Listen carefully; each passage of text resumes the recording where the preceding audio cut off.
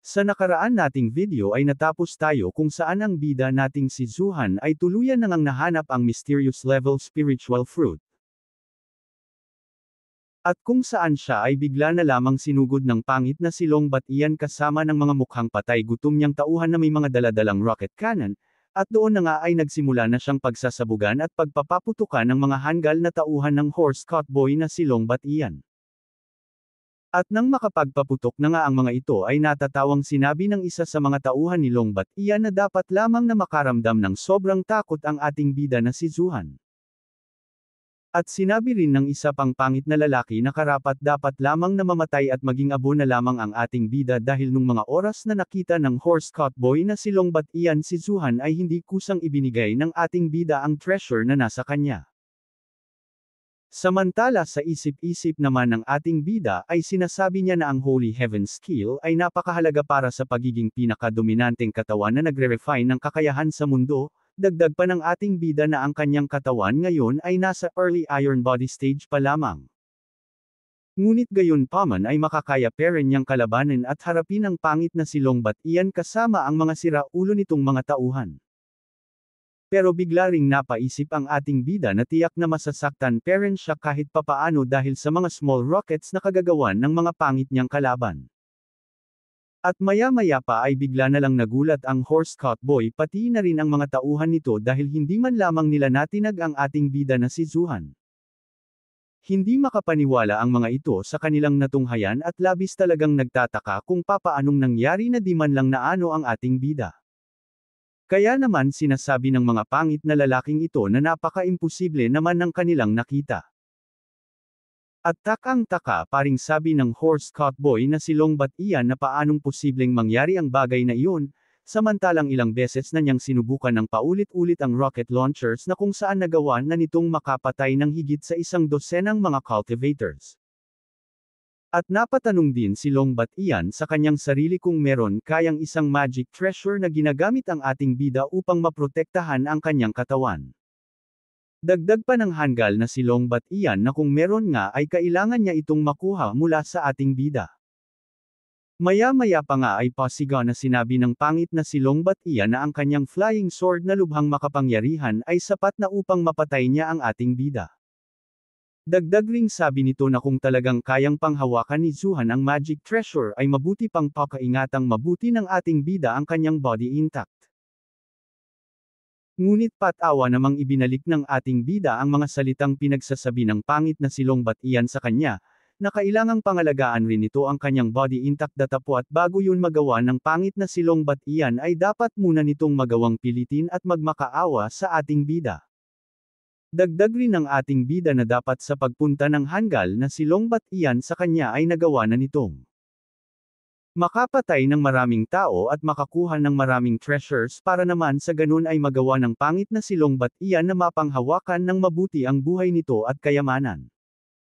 Sumagot si Longbat iyan, at sinabi nito na anong karapatan ng ating bida na ganyunan na lamang siya.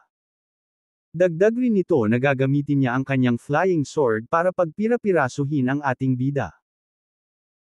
Seryoso namang sinabi ng ating feeling gwapo na bida na napakahina naman ng flying sword ng pangit na si Longbat iyan at isa pa ay hindi rin ito man lamang natutunan o napag-aralan kahit na konti kung ano ang mga pwedeng maging skill ng flying sword ng hanggal na si Longbat iyan.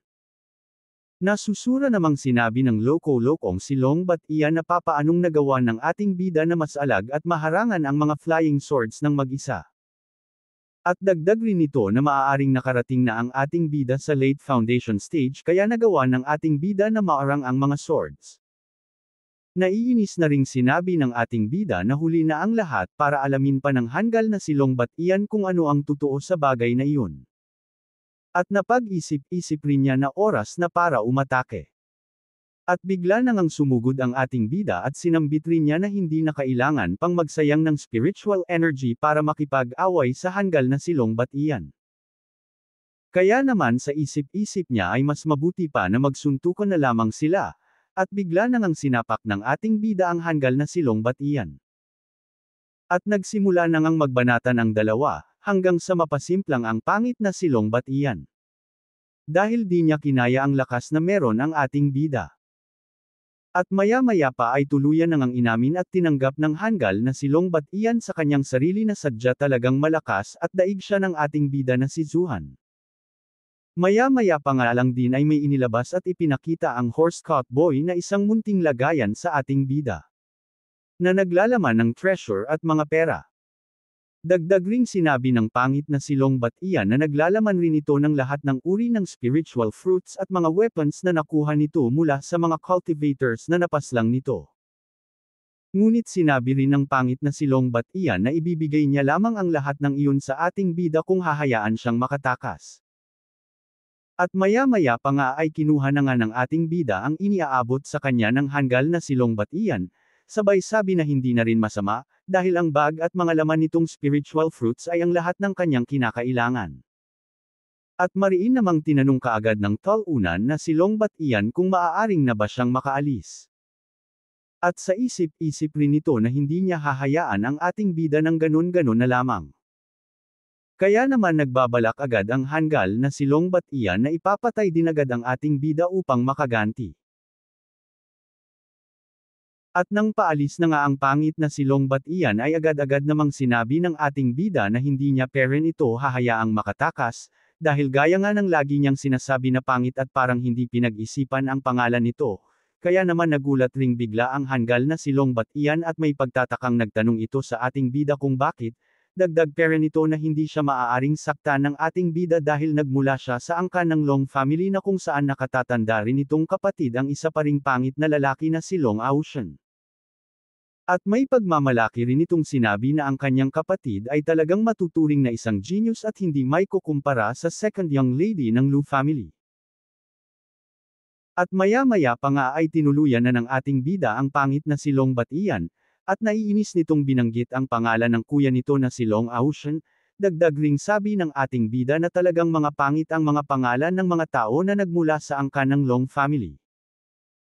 Kaya naman natiyak rin talaga ng ating bida na ang Long family ay sadyang napakayaman dahil si Long Batian na isang cultivator at the foundation stage ay mayroong isang napakahalagang bag. At nagsimula na nga ang ating bida na itaktak ang laman ng bag upang makita ang mga nilalaman nito. At nagulat siya nang makita na niya ang mga nagkikintaba na spiritual fruits at iba pang mga treasures. Sabay sabi rin niya na dahil nga nakapatay ang pangit na si Long Batian ng maraming cultivators kaya deserve rin ito na makakuha ng maraming spiritual fruits. Maya-maya pa nga ay may nakita ang ating bida na isang bote, kaya naman dinampot niya ito. At may pagtataka niyang iniisip kung ano kaya ang nasa loob nito. Abangan sa ating susunod na video kung ano nga ba ang nilalaman ng bote na hawak-hawak ng ating bida at kung para saan kaya ito. Kung maaari lamang din ay paki-like ang ating video, at e-share nyo na rin. At maaari din kayong mag-iwan ng komento kung nagustuhan nyo ba ang ating kwento. Pakipindot na rin tuloy ang subscribe button at hit the notification bell para lagi kayong updated sa mga susunod nating video.